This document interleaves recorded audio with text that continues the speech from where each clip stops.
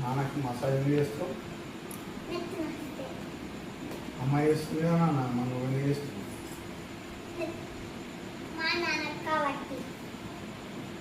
అంతేనా? నేను నాన్న అంత ఇష్టమా? నిజంగా మరి అమ్మ దగ్గరికి పోతావు కదా?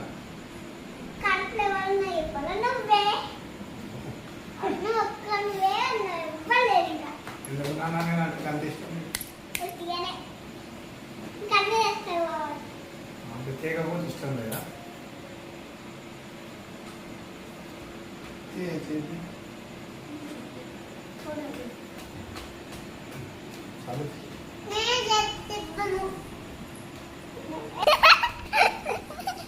ఏం చేస్తున్నావు మనం?